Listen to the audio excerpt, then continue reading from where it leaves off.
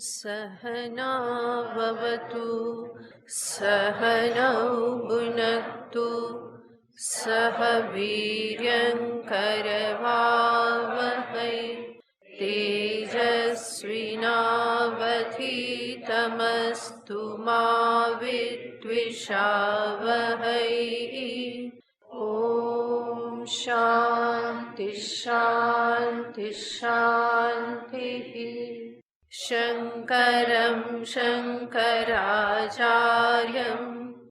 केशवं बादरायणं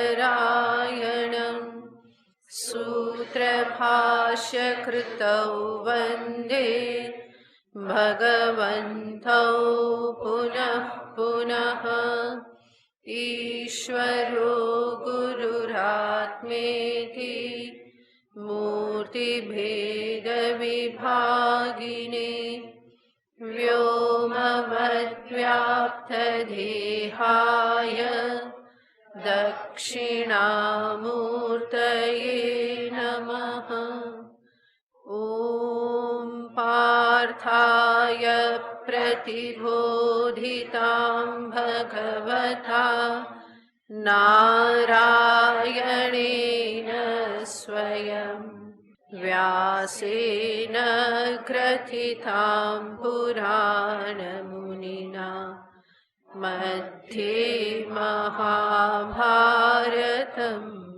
अद्वैतामृतवर्षिणीं भगवतीम् अष्टादशाध्यायिनीम् अम्ब त्वामनुसन्दधामि भगवद्गीते भवद्वेषिणी।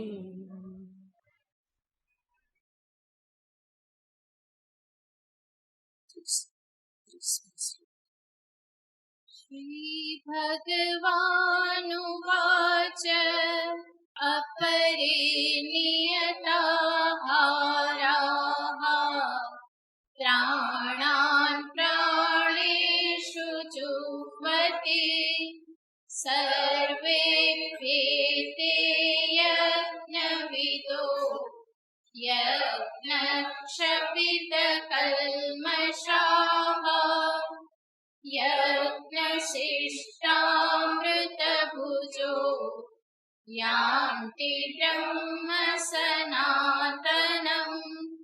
नायं लोकोऽस्त्ययज्ञस्य कुतोऽन्यः कुरु सत्तम।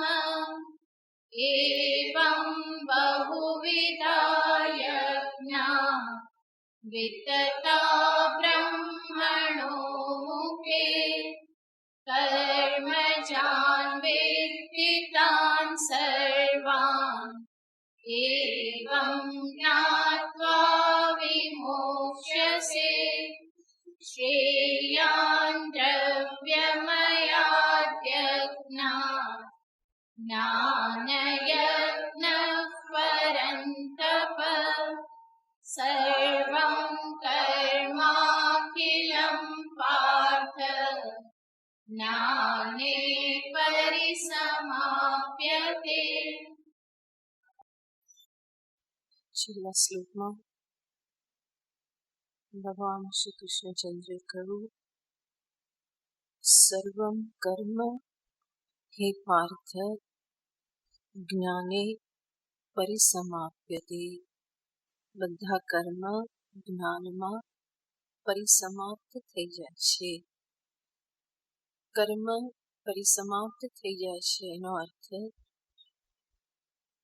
અનાદિકાળથી જીવના ખાતામાં લખાયેલા જે પણ કર્મ એ સર્વ કર્મ જ્ઞાનથી બાધિત થઈ જાય છે. યાને એ સર્વ કર્મમાં હવે જીવને બંધનમાં નાખવાનું સામર્થ્ય રહેતું નથી.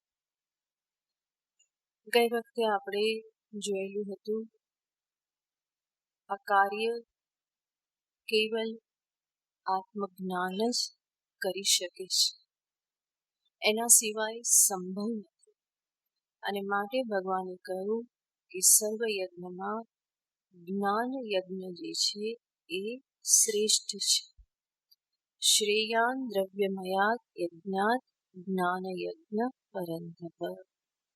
સર્વમ કર્માખિલમ પાર્થ જ્ઞાને પરિસમાપ્યતે. કર્મ બંધનથી કેવળ જ્ઞાન જ છોડાવી શકે.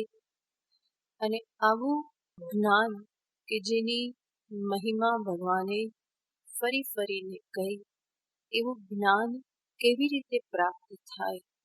તો જ્ઞાન પ્રાપ્ત કરવાની જે વિધિ, એક પ્રક્રિયા જે છે એને ભગવાન આગળના શ્લોકમાં દર્શાવે છે. તદ્વિદ્ધિ પ્રણિપાતેન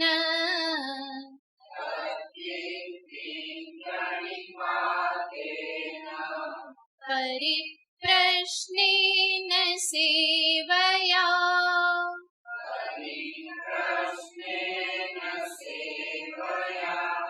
ઉપદેક્ષ્યન્તિ તે જ્ઞાનમ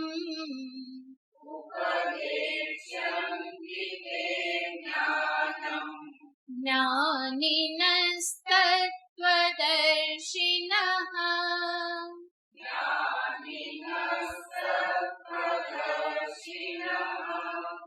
તદ્વિદ્ધિ પ્રણિપાતેન પરિપ્રશ્નેન સેવયા ઉપદેક્ષ્યન્તિ તે જ્ઞાનમ જ્ઞાનિનસ્તત્વદર્શિનઃ. ભગવાન કૃષ્ણ અર્જુનને નિમિત્ત કરી બીજા બધા સાધકોને, જીવોને આ ઉપદેશ આપી રહ્યા છે. કારણ કે અર્જુન તો ઓલરેડી ભગવાનની શરણમાં આવી જ ચૂક્યા છે અને ભગવાનના સ્વમુખેથી આત્મજ્ઞાન પણ પ્રાપ્ત કરી રહેલા છે. અને એટલે અર્જુનને આ વિધિ બતાવવાની જરૂર નથી. અર્જુન તો જાણે જ છે. પણ અર્જુનને નિમિત્ત કરી અને ભગવાન આપણા જેવા સર્વ જીવોને માટે, સાધકોને માટે આ જ્ઞાન આપી રહેલા છે. ભગવાન કહે છે તદ્વિદ્ધિ, એને તું જાણ. તત્ યાને પરમાત્મા, બ્રહ્મ સ્વરૂપ, આત્મ સ્વરૂપ. એ આત્મ સ્વરૂપને, જ્ઞાનને તું જાણ, જ્ઞાનને તું પ્રાપ્ત કર. તદ્વિદ્ધિ, એ જ્ઞાનને તું જાણ, અથવા તો તત્ સત્યમ પરમ બ્રહ્મ વિદ્ધિ, એને તું જાણ. કેવી રીતે? તો આજે જાણવાની પ્રક્રિયા જે છે એને ઉપનિષદ શાસ્ત્રમાં ગુરૂપ સદન વિધિ તરીકે દર્શાવવામાં આવે છે. ગુરૂપ સદન યાને ગુરુની સમીપ જવું. અને આ જે વિધિ જે છે ભગવાન જે દર્શાવી રહેલા છે એનો મૂળ મંત્ર મુંડકોપનિષદમાં છે, જેનું સવારના સ્વાધ્યાયમાં તમે હમણાં જ બહુ વિસ્તારથી એનું નિરૂપણ સાંભળ્યું. ભગવાન ભાષ્યકારે પણ બહુ સુંદર નિરૂપણ કર્યું છે ભાષ્યમાં. પરીક્ષ્ય લોકાન કર્મચિતાન નિર્વેદમાયાત બ્રાહ્મણ નાસ્તિ અકૃતઃ કૃતેન તદ્વિજ્ઞાનાર્થમ સગુરુમેવાભિગચ્છેત સમિત્પાણિ શ્રોત્રિયમ બ્રહ્મનિષ્ઠમ. તો આ જે મુંડક મંત્ર જે છે એ જ ગીતાજીના આ શ્લોકનું મૂળ છે, જેમાં ઉપનિષદમાં કહેવામાં આવ્યું તદ્વિજ્ઞાનાર્થમ ગુરુમ એવ અભિગચ્છેત. આ જ્ઞાનને અર્થે ગુરુની પાસે જાય. તો આ મંત્રને સામે રાખીને જ ભગવાન અહીંયા વાત કરી રહેલા છે. ત્યાં કહેલું હતું કેવા ગુરુની પાસે જાય? શ્રોત્રિયમ બ્રહ્મનિષ્ઠમ. આ શ્લોકમાં પણ ભગવાન કહે છે જ્ઞાનિનઃ તત્વદર્શિનઃ. જ્ઞાની તત્વદર્શી એવા મહાપુરુષો જે છે એ આ ઉપદેશ તને આપશે. અને ત્યાં કેવી રીતે જવાનું? તો એના માટે શબ્દ વાપરેલો હતો ઉપનિષદમાં સમિત પાણી. વૈરાગ્ય પ્રાપ્ત કરી હાથમાં સૂકી લાકડીઓ લઈ અને ગુરુની સમીપ જાય. ભગવાન એ જે ત્યાં શબ્દ જે છે અને એ શબ્દમાં જે અર્થ ગંભીર રહેલો છે એને ભગવાન પોતાના શબ્દમાં અહીંયા પ્રગટ કરી દે છે. અહીંયા ભગવાન કહે છે તદ્વિધિ, એને તું જાણ. કેવી રીતે? ભગવાન 3 શબ્દ વાપરે છે. પ્રણિપાતેન, પરિપ્રશ્નેન, સેવયા. પ્રણિપાત યાને પ્રણામ કરીને, સેવા કરીને અને પરિપ્રશ્ન કરીને ગુરુ પાસે જિજ્ઞાસા યોગ્ય રીતે પ્રગટ કરીને. ઉપદેક્ષ્યંતિ તે જ્ઞાનમ. આ બધા સાધનોથી પ્રસન્ન થઈ અને તને ઉપદેશ આપશે. કોણ આપશે? જ્ઞાનિનઃ તત્વદર્શિનઃ. જ્ઞાની તત્વદર્શી એવા મહાપુરુષો તને આત્મજ્ઞાનનો ઉપદેશ પ્રદાન કરશે. તો ભગવાન અહીંયા 3 સાધન દર્શાવે છે. ગુરુની પાસે જઈ અને પ્રથમ શું કરવું? તો શબ્દ વાપર્યો છે પ્રણિપાત. પ્રણિપાત યાને પ્રણામ. નીચૈહિ દીર્ઘપતનમ પ્રણિપાતઃ. નીચે નમી અને દીર્ઘ નમસ્કાર કરવા, જેને આપણે જાણીએ છીએ સાષ્ટાંગ નમસ્કાર. સાષ્ટાંગ યાને અષ્ટાંગ સહિત જે નમસ્કાર છે એને કહેવાય સાષ્ટાંગ નમસ્કાર. અને એ અષ્ટ અંગ યાને એમાં શું આવે? તો કહેવામાં આવેલ છે 2 હાથ, 2 ઘૂંટણ, 2 પગ, મસ્તક અને છાતી. આ 8 અંગનો ભૂમિને સ્પર્શ થાય એવી રીતે જે નમસ્કાર કરવામાં આવે એને કહેવાય સાષ્ટાંગ નમસ્કાર. 2 હાથ, 2 પગ, 2 ઘૂંટણ, છાતી અને મસ્તક. બીજી રીતે પણ કહેવામાં આવે છે 8 અંગ અને સમસ્ત વ્યક્તિત્વને સમાવી લેવામાં આવે છે. ઉરસા, શિરસા, દૃષ્ટ્યા, વચસા, મનસા તથા જાનુભ્યામ, કરાભ્યામ, પદભ્યામ પ્રણામઃ અષ્ટાંગ ઉચ્યતે. આ અષ્ટાંગ પ્રણામ, સાષ્ટાંગ પ્રણામ કહેવાય છે. સર્વપ્રથમ કહેશે ઉરસા યાને ઉર યાને છાતી, શિરસા મસ્તક, દ્રષ્ટ્યા યાને ચક્ષુ, વચસા વાણીથી, મનસા મનથી,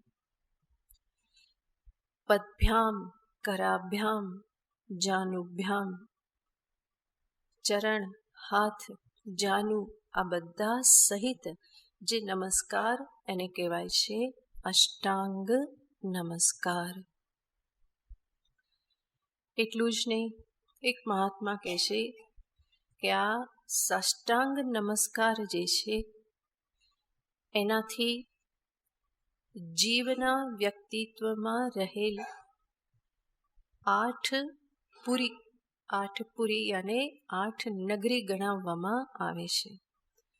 તો પુરીયષ્ટક, પુરી અષ્ટક 8 નગરી એવી જે છે એ બધાનું સમર્પણ ગુરુને કરવામાં આવે છે. એ પુરીયષ્ટક કયું છે તો એને ગણાવતા કહેવામાં આવે છે 5 પ્રાણ, 5 કર્મેન્દ્રિય, 5 જ્ઞાનેન્દ્રિય.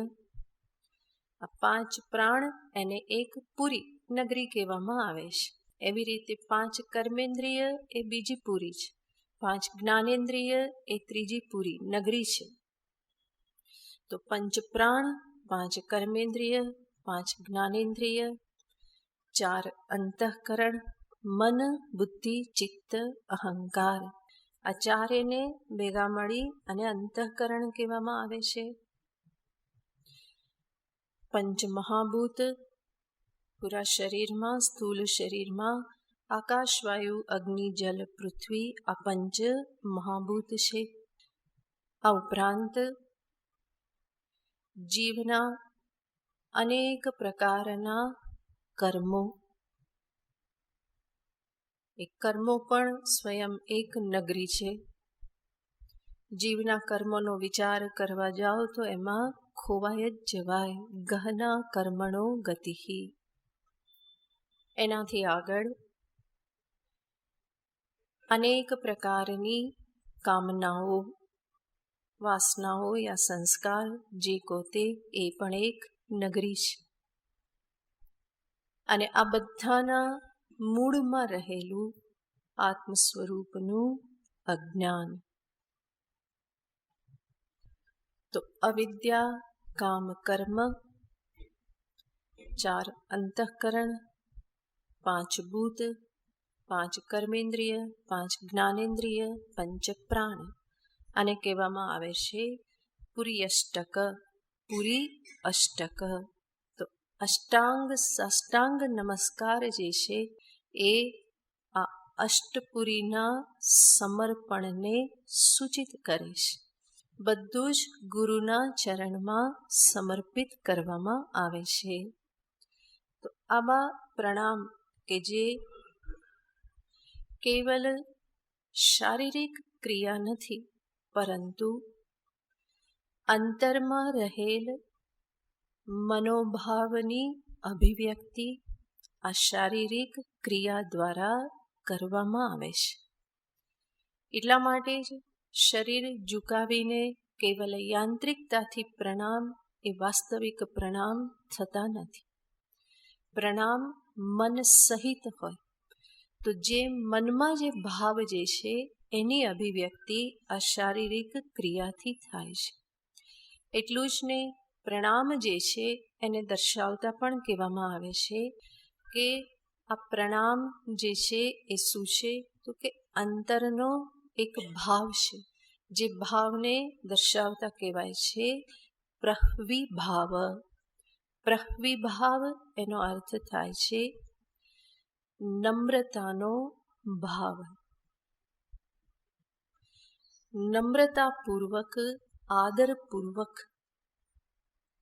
જે કરવામાં આવે એને કહેવામાં આવે છે પ્રણામ. પ્રહ્વીભાવપૂર્વકમ પ્રણામમ. પ્રણામ આ રીતે ભાવપૂર્વક. તો સાષ્ટાંગ પ્રણામ એ સમર્પણને સૂચિત કરે છે. અહીંયા ખાસ બધાને કહી દઉં, યાદ રાખવાનું, જે અષ્ટાંગ સાષ્ટાંગ પ્રણામ કે જેમાં શરીર દંડની માફક ગુરુના ચરણમાં સીધું મૂકવામાં આવે, આવા સાષ્ટાંગ પ્રણામ કેવલ ભાઈઓ કરે, પુરુષે કરવાના હોય. બહેનોએ ક્યારેય પણ ક્યાંય આવા સાષ્ટાંગ પ્રણામ કરવાના ના હોય. બહેનોને માટે વિધાન છે પંચાંગ નમસ્કાર. 2 ચરણ, 2 હાથ અને મસ્તક. કે હંમેશા યાદ રાખવું. ઘણી વખત બહેનો ભાવમાં આવીને સાષ્ટાંગ પ્રણામ કરી દેતી હોય, પણ એ વિધાન નથી. પુરુષ સાષ્ટાંગ પ્રણામ કરે, સ્ત્રી હંમેશા પંચાંગ પ્રણામ કરે. તમે જોયું હશે, સાઉથ ઇન્ડિયન કોઈ કપલ હોય, એ લોકો જ્યારે પ્રણામ કરે તો પુરુષ દંડવત પ્રણામ કરે અને સ્ત્રી પંચાંગ પ્રણામ કરે. તો આ શાસ્ત્ર વિધિ છે, માટે હંમેશા યાદ રાખવું કે આપણે કયા પ્રણામ કરવાના. તો આ જે પ્રણામ જે છે એમાં મુખ્ય બે વસ્તુ સમાયેલી હોય છે. એક તો નમ્રતાનો ભાવ અને બીજો સમર્પણનો ભાવ. નમ્રતા અને સમર્પણ. અને સમર્પણ શેનું? એક શબ્દમાં કહીએ તો પોતાના અહંકારનું સમર્પણ. અને અહંકારમાં શું આવે? પોતાની માન્યતાઓ, પોતાની જીદ, પોતાના પૂર્વગ્રહો, ખોટા ખ્યાલો, આ બધાનું સમર્પણ. આ બધાનું પોટલું એ જ છે અહંકાર, પોતાનું પકડી રાખવું. ગુરુની પાસે જઈએ તો આ બધું છોડવાની તૈયારી હોવી જોઈએ. અને એ છોડવાની તૈયારી હોય તો જ ગુરુ પણ સહાય કરી શકે. આ છોડવાની તૈયારી હોય તો જ હું અધ્યાત્મ પથે એના દર્શાવેલા ઉપદેશને અનુરૂપ હું મારું જીવન પણ ગોઠવી શકું. જો આ તૈયારી ન હોય તો ઉપદેશ બધો ઉપરથી જતો રહે, એ અંદર ઉતરે નહીં.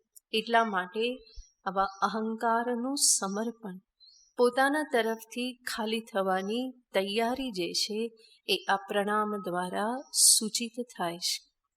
એટલું જ નહીં, પ્રણામ કરી અને સાથે સાથે હું એ પણ જાહેર કરું છું કે મને મારી પોતાની મર્યાદાનું ભાન થયેલું છે. અને જેને પ્રણામ કરું છું એની મહત્તાનું ભાન થયેલું છે. તો સ્વમર્યાદા, પરમહત્તા, આ બંનેનું ભાન જે છે એ પ્રણામ દ્વારા અભિવ્યક્ત થાય છે. મારી મર્યાદા યાને મને જે જોઈએ છે એ હું કેવલ મારા પ્રયત્નથી પ્રાપ્ત કરી શકું એમ નથી. આટલું ભાન મને થઈ ચૂક્યું છે.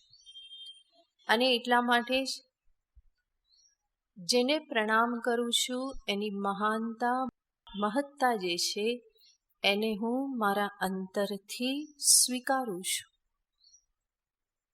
મારી પાસે જેટલું છે એના કરતાં ઘણું વધારે સામેની વ્યક્તિ પાસે છે. અને એમની પાસે જે છે એ હું પ્રાપ્ત કરી લઉં તો મારા જીવનમાં હું સફળતાને પામું. મને જે જોઈએ છે આપી શકવાને માટે સામેની વ્યક્તિ સમર્થ છે. આવો એક વિશ્વાસ, શ્રદ્ધા જે છે એ પણ આ પ્રણામ થકી અભિવ્યક્ત થાય છે. તો એક પ્રણામ જ ઘણું બધું કહી જાય છે. માટે ભગવાને પ્રથમ શબ્દ વાપર્યો પ્રણિપાતેન તદ્વિદ્ધિ. હે અર્જુન, પ્રણિપાત, આવા પ્રણામ થકી, મિથ્યા અહંકારના ત્યાગ થકી, શરણાગતિ થકી તું આ જ્ઞાનને પ્રાપ્ત કર. આગળ ભગવાન કહે છે પરિપ્રશ્નેન સેવયા. પરિપ્રશ્ન પછી જોઈએ, પહેલા સેવયા યાને સેવા વડે તદ્વિદ્ધિ, એને તું જાણ, જ્ઞાન પ્રાપ્ત કર. બીજું સાધન છે સેવા. સેવા કર્યા પછી જ પરિપ્રશ્નનો અધિકાર પ્રાપ્ત થાય છે.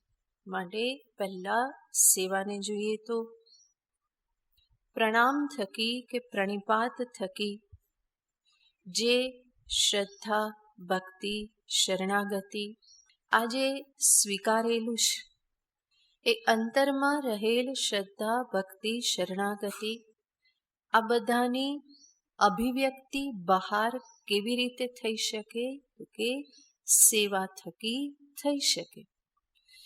પ્રણામથી આ બધું સૂચિત કર્યું પણ ગુરુને પ્રણામ કંઈ 24 કલાક તો થાય નહીં. ચરણમાં 24 કલાક ઊંધા પડ્યા રહીએ એટલું માત્ર પૂરતું નથી, એ સંભવ પણ નથી. ગુરુજીને માટે પણ તકલીફવાળું, પોતાના માટે પણ સંભવ નથી. હાડકાં જકડાઈ જાય તો ગુરુજીએ પાછા ઊભા કરવા પડે, સીધા કરવા પડે. તો હંમેશા પ્રણામની દશામાં રહેવું તો સંભવ નથી. પણ પ્રણામ થકી જે ભાવ મેં અભિવ્યક્ત કરેલો છે, શ્રદ્ધાનો, સમર્પણનો, શરણાગતિનો, એની અભિવ્યક્તિ નિરંતર હું કેવી રીતે કરી શકું? તો એના માટેનું સાધન છે સેવા. મારી શ્રદ્ધા હું સેવાથી પ્રગટ કરું, ભક્તિને સેવાથી પ્રગટ કરું, શરણાગતિને હું સેવાથી પ્રગટ કરું. અહંકારને એક બાજુ રાખેલો છે, એને છોડવાની તૈયારી છે, એ વસ્તુ પણ હું મારી સેવા થકી પ્રગટ કરું. તો સેવા એ બહુ જ મહત્વનું સાધન ગણવામાં આવે છે. ગુરુની પાસે એના સાનિધ્યમાં જ્યારે શિષ્ય જાય અને ત્યાં એમની સાથે એ વાસ કરે, તો એમની સાથેનો જે સહવાસ છે, સાનિધ્ય છે, એને સાનિધ્યના આધારે શિષ્ય જે છે એ ધીમે ધીમે ગુરુના વ્યક્તિત્વને સમજતો થાય છે. એમના વ્યવહારને, વાણીને, એમની શારીરિક ચેષ્ટાઓને, ઈશારાને, આ બધાને શિષ્ય સમજતો થાય છે. સહવાસનું આ પરિણામ છે કે સાથે રહેવાથી ઇંગિતેન સૂચિતેન, ઇંગિત કરવા માત્રથી શિષ્ય ઘણું બધું સમજી જાય છે. કારણ કે ધીમે ધીમે સમજવા લાગે છે એમની બોડી લેંગ્વેજને, શારીરિક ચેષ્ટાને, સાથે રહી અને ઘણું બધું એ ગુરુની સાથે એક પ્રકારનું સામીપ્ય, એકત્વ એ પોતે પ્રાપ્ત કરે છે. અને આવી રીતે સાનિધ્યના પરિણામે જે પણ એ ગુરુને જેટલા પણ સમજે છે, એ વસ્તુ એને આગળ જતા ઉપદેશ ગ્રહણ કરતી વખતે પણ સહાયભૂત થાય છે. ત્યારે પણ એને એ ધીમે ધીમે સમજાવવા લાગે છે એમની વાણીનું રહસ્ય, ક્યારે કેવી રીતના શબ્દના પ્રયોગ કરે છે, એનું તાત્પર્ય શું હોય છે, એમની શારીરિક ચેષ્ટા પણ શું સૂચિત કરે છે ઉપદેશ વખતે પણ. તો આ બધું શિષ્યને ત્યાં સહાયભૂત થાય છે. એટલું જ નહીં, સેવા કરવાથી અંતઃકરણ શુદ્ધ પણ થાય છે. શ્રદ્ધા, ભક્તિ, શરણાગતિમાં જો કોઈ કમી હોય તો એ કમી પણ સેવા થકી પૂરી થાય છે. આચાર્યના જીવનને, વિચારને, આચરણને અનુરૂપ થઈ અને શિષ્ય જીવતા શીખે છે. અને આખી પ્રક્રિયામાં એના રાગ દ્વેષ ક્ષીણ થતા જાય છે. કારણ કે તીવ્ર રાગ દ્વેષ ધારણ કરે તો એ ગુરુને અનુરૂપ થઈ શકવાનો નથી. તો ગુરુની સાથે અનુકૂલન સાધવાની પ્રક્રિયામાં રાગ દ્વેષ ક્ષીણ થતા જાય છે. જેવી રીતે કર્મફળ ઈશ્વર તરફથી જે પણ પ્રાપ્ત થયું એની સાથે હું અનુકૂલન સાધી લઉં છું, અને એટલે જ કર્મયોગ થકી અંતઃકરણ શુદ્ધ થતું જાય છે, રાગ દ્વેષ ક્ષીણ થતા જાય છે. ઈશ્વર ઈચ્છાને બલવાન બલીયસી માની અને સ્વીકારી લેવામાં આવે છે. એવી જ રીતે અહીંયા પણ ગુરુની ઈચ્છાને અનુરૂપ થઈ અને શિષ્ય જીવતા શીખે છે. એટલા માટે એના રાગ દ્વેષ દિન પ્રતિદિન ક્ષીણ થતા જાય છે. તો સેવા આ રીતે શિષ્યને ગુરુના ઉપદેશને માટે અનુકૂળ બનાવે છે. એટલું જ નહીં, સેવા કરી અને ગુરુને સાથે અંતેવાસી તરીકે રહેવાથી ગુરુ પણ ધીમે ધીમે શિષ્યની કક્ષાને સમજી શકે છે. એના અધિકારીત્વને સમજી શકીશ અને અધિકારીત્વને અનુરૂપ એની સાધન દર્શાવી શકે, ઉપદેશ આપી શકે. એટલા માટે જ હંમેશા સાધનના સંદર્ભમાં આચાર્યની શરણાગતિ એ બહુ જ મહત્વનું પાસું છે. કારણ કે ત્યાં પણ જો મારો આગ્રહ રહે કે ના, મારે તો આ જ જોઈએ, મારે તો આવી રીતે જ કરવું, આમ જ હોવું જોઈએ, તો એ શિષ્ય આગળ વધી શકતો નથી. એટલા માટે જ ઉપનિષદ શાસ્ત્રમાં આપણે જોઈએ છીએ, શિષ્ય આવે ત્યાર પછી એ ગુરુકુલમાં વાસ કરે છે. ગુરુ એને કહે છે આશ્રમમાં રહેવાને માટે, સેવા કરવાને માટે. પ્રશ્નોપનિષદમાં પીપલાદ મુનિ પાસે 6 ઋષિમુનિઓ જાય છે અને ત્યાં જઈ અને પોતાની જિજ્ઞાસા એ પ્રગટ કરવા માગે છે. ત્યારે પીપલાદ મુનિ કહે છે કે આવ્યા છો તો આશ્રમમાં હમણાં રહો, 1 વર્ષ સુધી આશ્રમમાં રહી અને સેવા કરો, 1 વર્ષ પછી મને તમારો પ્રશ્ન તમે પૂછજો. તો 1 વર્ષ તો પૂરું થઈ ગયું અને ત્યાર પછી પણ પીપલાદ મુનિ કહે છે કે 1 વર્ષ પછી પણ તમે જ્યારે મને પ્રશ્ન પૂછશો ત્યારે જો મને જવાબ આવડતો હશે તો હું આપીશ, કોઈ ગેરંટી નહીં. 6 ઋષિમુનિ 1 વર્ષ સુધી ત્યાં રહેશે, કોઈ પણ પ્રકારની તકલીફ વગર આરામથી સેવા કરે. સેવા કરી અને પીપલાદ મુનિને પ્રસન્ન કરે છે અને પછી પોતાના પ્રશ્ન પૂછે છે. ગુરુ સામેથી કહેશે કે હવે આપ આપની જિજ્ઞાસા પ્રગટ કરી શકો, આપનો સંશય મારી સમક્ષ પ્રગટ કરી શકો. એક ઋષિમુનિ એક પ્રશ્ન પૂછે છે અને એનો ઉત્તર પીપલાદ મુનિ આપે છે. એમના 6 પ્રશ્નના 6 ઉત્તર, એનું જ નામ છે પ્રશ્નોપનિષદ. તો આ પરંપરા છે જ્ઞાન પ્રાપ્ત કરવાની. તમે કેનોપનિષદમાં પણ સાંભળ્યું હતું ઇન્દ્રના વિશે, કે ઇન્દ્ર પણ કેટલું બધું ગુરુ પાસે રહેશે અને પછી એને વિદ્યા પ્રાપ્ત થાય છે, વર્ષો સુધી રહેશે. તો આ રીતે ગુરુની સાથે રહેવાથી, સેવા કરવાથી, એમના સાનિધ્યમાં રહેવાથી જ્ઞાન માટેનું અધિકારીત્વ અંતરમાં ધીમે ધીમે પ્રાપ્ત થતું જાય છે. એક પ્રકારનું અનુકૂલન સાધવાની જે એક તૈયારી પ્રાપ્ત થાય છે, એ જ વસ્તુ આગળ જતા સત્યને સ્વીકારવા માટે મને સહાયભૂત થાય છે. નહીં તો જે સત્યનો ઉપદેશ આપવામાં આવે ત્યાં પણ કંઈ ને કંઈ નનું નચ થયા કરશે. આવું કેમ, આ આવી રીતે શા માટે, આ બરાબર નથી, આ આમ નથી.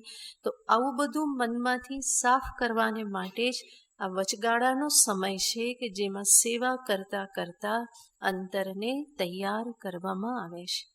અને અંતર એટલું શુદ્ધ નિર્મળ થઈ જાય, એટલું ગુરુની સાથે અનુકૂલન સાધી શકે કે જેના પરિણામે પછી ઉપદેશ ગ્રહણ કરવામાં કોઈ અવરોધ આવતો નથી, કોઈ પ્રતિબંધ અંદર આવતો નથી, બલકે એ ઉપદેશ સીધો હૃદયંગમ થઈ જાય છે.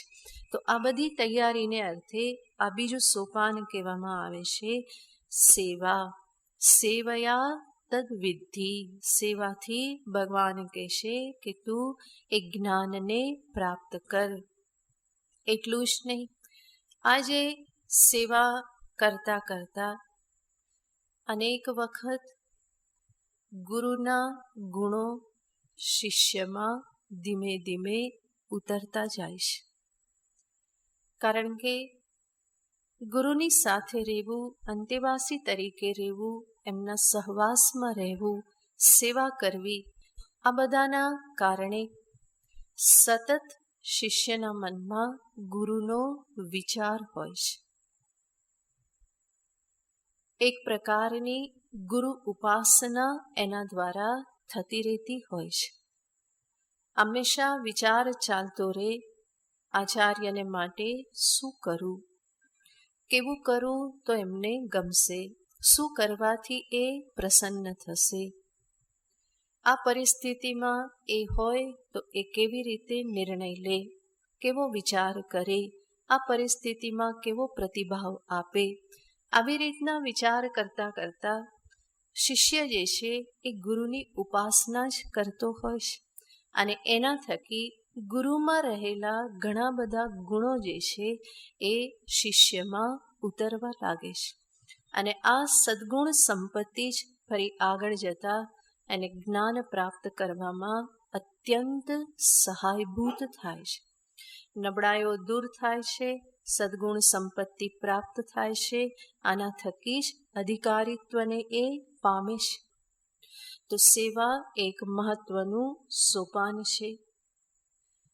આવી રીતે સેવા કરતા કરતા આચાર્ય જ્યારે પ્રસન્ન થાય તો પછી આગળ એમને પરિપ્રશ્ન કરવો, પોતાની જિજ્ઞાસા જે છે એ વ્યક્ત કરવી. તમારાધ્ય ગુરુમ ભક્ત્યા પ્રહ્વ પ્રશ્રય સેવનૈહિ પ્રસન્નમ તમનુપ્રાપ્ય પૃચ્છેત જ્ઞાતવ્યમાત્મનઃ.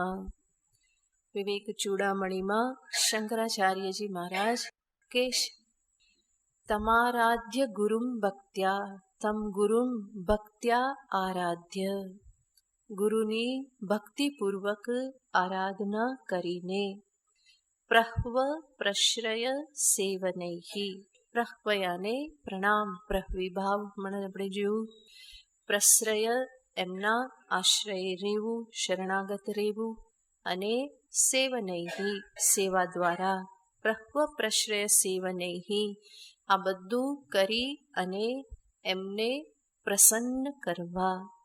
પ્રસન્નમ તમનું પ્રાપ્ય, એ પ્રસન્ન થયા હોય ત્યારે પૃચ્છેદ જ્ઞાતવ્યમાત્મનઃ, ત્યારે આત્મનઃ જ્ઞાતવ્યમ, આત્માના વિષયમાં જે પણ જાણવા જેવું છે એ એમને પૃચ્છેદ પૂછી લે, તો એને કહેવામાં આવે છે પરિપ્રશ્ન.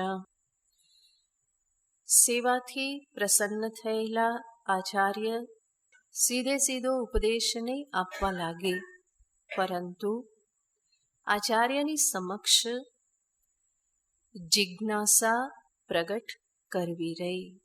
યચ્છ્રેય એતયોરેકમ તન્મે બ્રૂહે સુનિશ્ચિતમ. અર્જુને પણ શ્રેયની માગણી કરી હતી. એવી જ રીતે શિષ્ય પણ ગુરુની સમક્ષ પરિપ્રશ્ન રજૂ કરે, પોતાની ઈચ્છા, જ્ઞાન માટેની ઈચ્છા જે છે એ રજૂ કરે. અને આ જે પ્રશ્ન જે છે એ કેવો હોય, તો ભગવાને શબ્દ વાપર્યો પરિપ્રશ્ન. પરિપ્રશ્ન યાને પોતાની જ અંદરથી સત્યને પામવાની તાલાવેલીથી પ્રગટ થયેલો પ્રશ્ન, પોતાના અનુભવના વિશ્લેષણથી, અવલોકનથી, પોતાના જ અંતરના પોકાર રૂપે પ્રગટ થયેલો પ્રશ્ન એને કહેવાય પરિપ્રશ્ન. સર્વ પ્રકારે વિચાર કરી અને પૂછાયેલો પ્રશ્ન, દેખાદેખીમાં પૂછાયેલો નહીં, કે કોઈકે પૂછેલો યાદ કરી લીધો અને પછી પૂછી લીધો. ક્યાંક કોઈકનો પ્રશ્ન પૂછાયેલો સાંભળ્યો અને પછી બીજા સંત પાસે જઈને પોતે એ ગોખીને પૂછી લીધો. તો એવી રીતનો દેખાદેખીનો કે ગોખેલો પ્રશ્ન નહીં, પરંતુ પોતાને અંદરથી મૂંઝવતો એવો પ્રશ્ન જે છે એને કહેવામાં આવે પરિપ્રશ્ન. તમે જાણ્યું, મુંડકોપનિષદ તમે ભણો છો, એમાં પણ શિષ્ય પ્રશ્ન કરે છે. શું પ્રશ્ન હતો? કસ્મિન્નુ ભગવો વિજ્ઞાતે સર્વમિદમ વિજ્ઞાતમ ભવતી.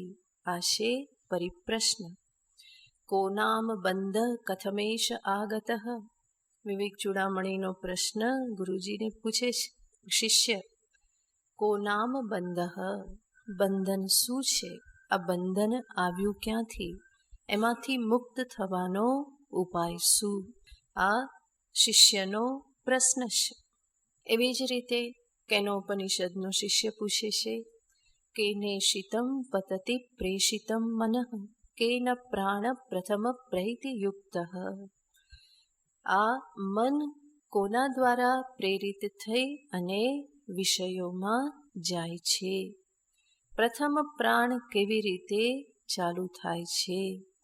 તો આવી રીતના આ જે પ્રશ્ન જે છે એને કહેવાય પરિપ્રશ્ન.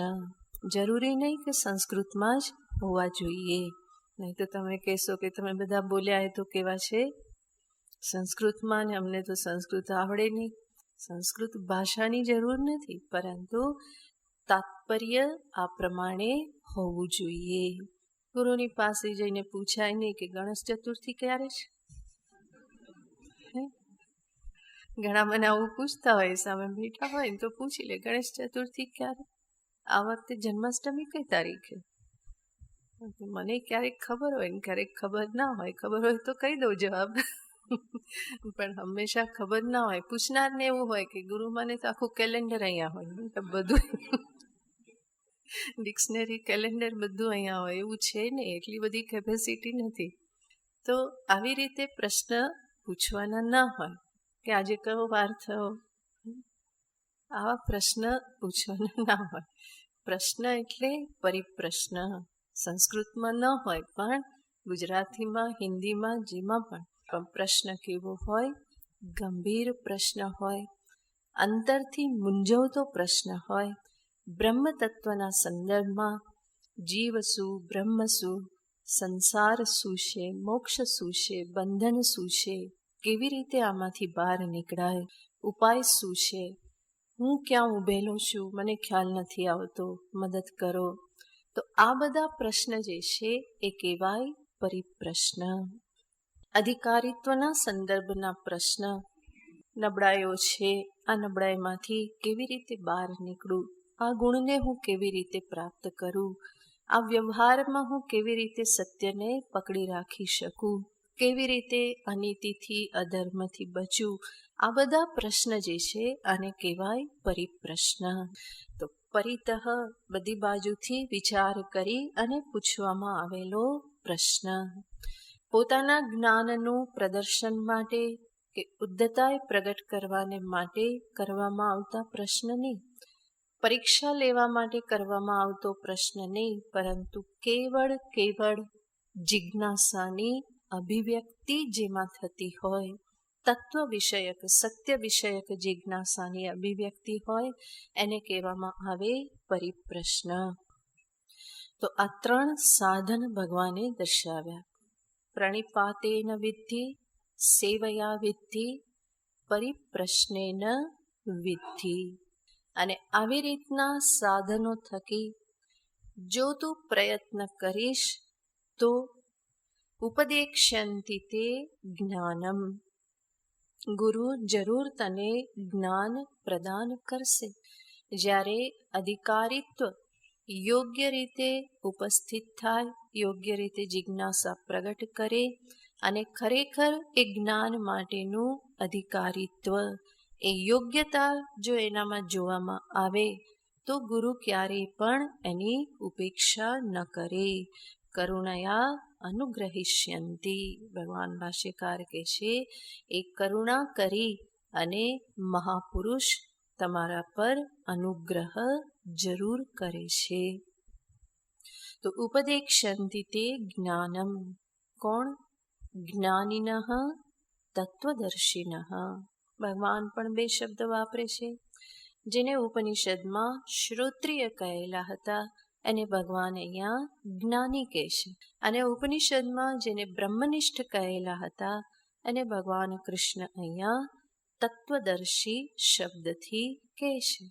તો શ્રોત્રિય બ્રહ્મનિષ્ઠ, જ્ઞાનિનઃ તત્વદર્શિનઃ. જ્ઞાનિનઃ યાને સંપ્રદાયવિત્ત. સંપ્રદાય યાને આ જ્ઞાન પ્રદાન કરવાની જે આ પરંપરા છે.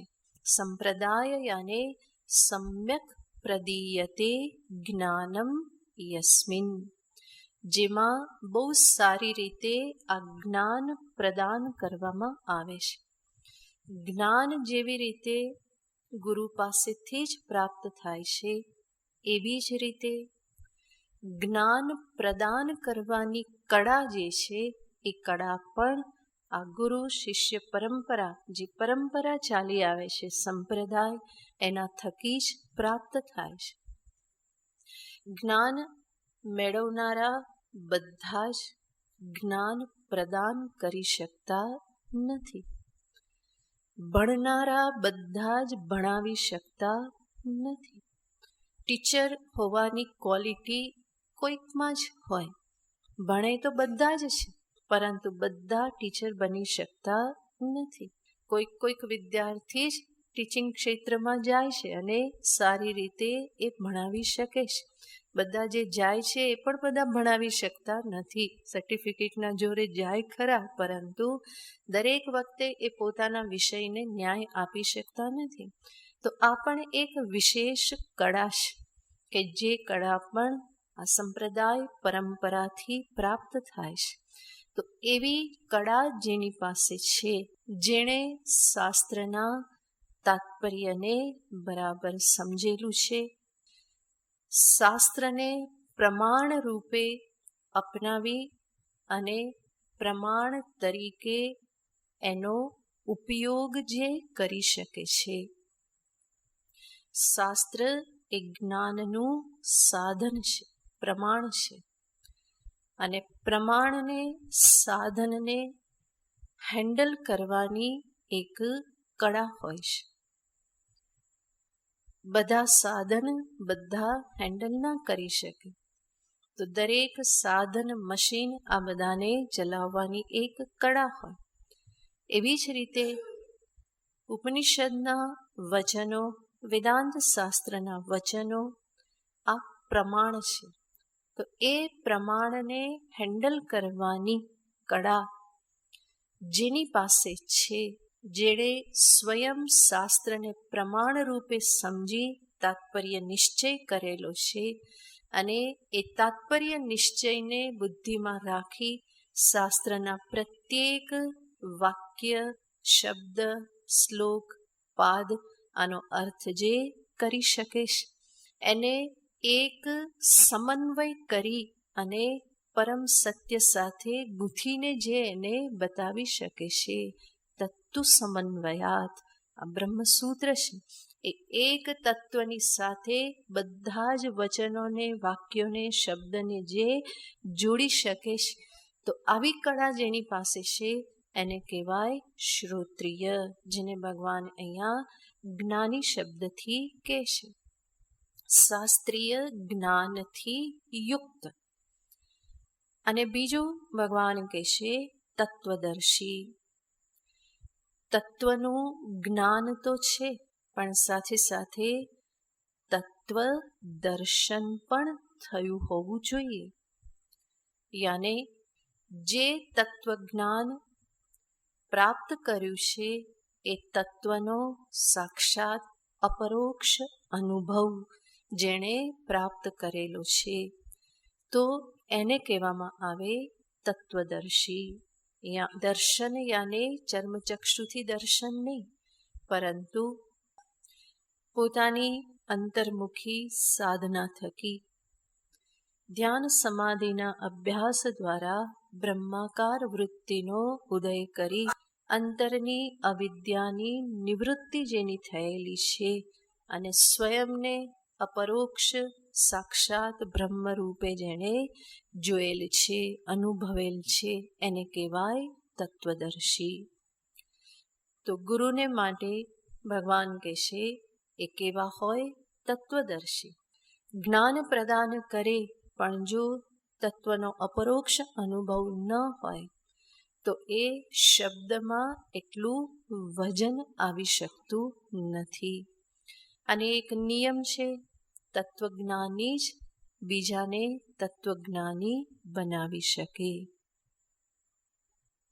બ્રહ્મનિષ્ઠ જ બીજાને બ્રહ્મનિષ્ઠ બનાવી શકે. આ જ્ઞાન અપરોક્ષ જ્ઞાની તત્વદર્શી થકી જ પ્રાપ્ત થાય છે. એનાથી જ આ પરંપરા જીવિત રહેલી છે. તો જ્ઞાની યાને શ્રોત્રિય હોવું પણ જરૂરી અને બ્રહ્મનિષ્ઠ તત્વદર્શી હોવું પણ જરૂરી છે. શ્રોત્રિય ન હોય, કેવલ બ્રહ્મનિષ્ઠ હોય તો અન્યને જ્ઞાન પ્રદાન કરવાની કળા કદાચ એમનામાં ન હોય. સ્વયં બ્રહ્મનિષ્ઠ છે, પરંતુ શિષ્ય જે કક્ષાએ છે એ કક્ષાએ આવી અને એને ઉપર ઉઠાવવો, એ જે પ્રક્રિયા, કદાચ એ પ્રક્રિયા એમની પાસે ન હોય. પૂર્વજન્મમાં હોય શ્રોત્રિય અને આ જન્મમાં સીધા બ્રહ્મનિષ્ઠ થયેલા છે, તો એ કદાચ શ્રોત્રિયપણું આ જન્મમાં ન હોય અને એટલા માટે બ્રહ્મનિષ્ઠ હોવા છતાં પણ સંભવ છે કે શિષ્યનું પથ પ્રદર્શન ન કરી શકે. તો એટલા માટે શ્રોત્રિય પણ હોવું જરૂરી છે, બ્રહ્મનિષ્ઠ હોવું પણ જરૂરી છે. માટે ભગવાને અહીંયા બે શબ્દ વાપર્યા, જ્ઞાનિનઃ તત્વદર્શિનઃ તે જ્ઞાનમ ઉપદેક્ષ્યંતિ. એ જ્ઞાનનો ઉપદેશ આપશે.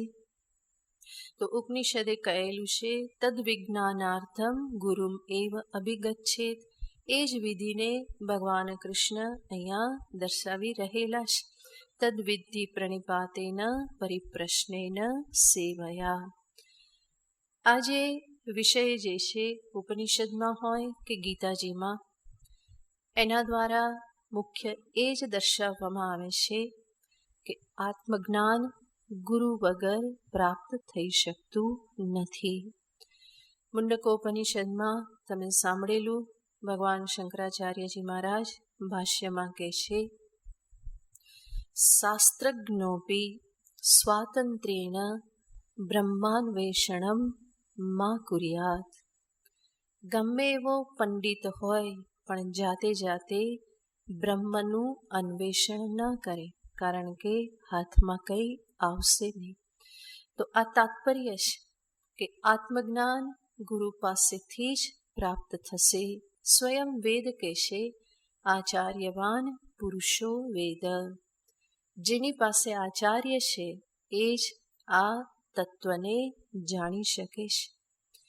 અને માત્ર તત્વ જાણવાની જ વાત નથી, પરંતુ તત્વને જાણવા સુધી પહોંચવાની જે પણ આખી પ્રક્રિયા, જે સાધના જે છે, એમાં પડે પડે આચાર્યની સહાયની આવશ્યકતા રહેશે. કેવલ તત્વમસી સાંભળવા માટે જ નહીં, પરંતુ એની પૂર્વ પણ અનેક પ્રકારે સાધન માર્ગમાં આચાર્યની જરૂર રહેશે. દુર્લભો વિષય ત્યાગો દુર્લભા સહજાવસ્થા દુર્લભમ તત્વદર્શનમ સદ્ગુરો કરુણા વિના. સદ્ગુરુની કરુણા વગર, સહાય વગર કહેશે દુર્લભો વિષય ત્યાગો. વિષય ત્યાગ, વિષયમાંથી ઇન્દ્રિય મનને પાછા વાળવા. આ જ સૌથી પહેલું સોપાન છે કે જેને સર કરવામાં અનેક વખત આચાર્યની સહાયની જરૂર પડે છે. જન્મો જન્મના વિષય તરફના ખેંચાણના અંતરમાં સંસ્કાર છે, અને એટલા માટે ઘણું બધું જાણવા છતાં ફરી ફરીને ઇન્દ્રિય મન એ બાજુ જ ખેંચાઈ જતા હોય છે. તો આ સ્થિતિમાં ફરી ફરીને ગુરુની સહાય, ગુરુનું માર્ગદર્શન એની જરૂર પડતી હોય છે. અનેક વખત અહંકારને નાથવા છતાં ફરી ફરીને અહંકાર માથું ઉચકી જતો હોય છે, તો ત્યાં પણ ફરી ફરીને આચાર્ય સહાયની જરૂર પડે છે. તો દુર્લભો વિષય ત્યાગો. વિષય ત્યાગ ઘણો જ દુર્લભ છે. દુર્લભમ તત્વદર્શનમ. તત્વદર્શન જ્ઞાન એ પણ ઘણું દુર્લભ છે. ગુરુ વગર સંભવ નથી. દુર્લભા સહજાવસ્થા, તત્વજ્ઞાન પછીની સહજાવસ્થા એ પણ કેવી છે? દુર્લભ છે. ક્યારે? સદગુરુ કરુણા વિના, ગુરુની કરુણા વગર આ બધું અત્યંત દુર્લભ બની જાય છે. આ ઉપનિષદનો મંત્ર છે, વરાહોપનિષદનો મંત્ર છે. તો આચાર્યની કરુણા વગર, આચાર્યની સહાય વગર અધ્યાત્મ પથ એમાં ચાલવું લગભગ અસંભવ જેવું છે. આ દર્શાવવા માટે જ આ ગ્રુપ સદન વિધિ આદિ દર્શાવવામાં આવતી હોય છે. આટલું કયા પછી ભગવાન આગળ અર્જુનને કહેશે કે અર્જુન, જ્ઞાનની મહિમા, જ્ઞાન પ્રાપ્તિના ઉપાય આ બધું જ તને દર્શાવ્યું. પણ કદાચ તું કે પ્રભુ આટલું બધું કરવાનું શા માટે? મળે શું આ બધું કરીને? પ્રણિપાત કરો, સેવા કરો, ફરી પ્રશ્ન કરો, ફરી આત્મજ્ઞાન માટેની મહેનત બધી કરો, શ્રવણ કરો, મનન કરો, નિધિધ્યાસન કરો, પણ આ બધું અંતે શા માટે? હું શા માટે કરું આ બધું? ભગવાન એને ઉત્તર આપે છે કે આ બધું કરવાથી તારા મોહનો નાશ થશે. મોહ નિવૃત્તિને અર્થે આ બધું કરવું જરૂરી છે. હમણાં તે જે મોહાવસ્થાનો અનુભવ કર્યો, હમણાં જ થોડા સમય પહેલા તારી મનોસ્થિતિ કેવી હતી? તું કેટલો મોહગ્રસ્ત થઈ અને કેટલી કાયરતાને, નિરાશાને, કાર્પણ્યને તું પ્રાપ્ત થયેલો હતો.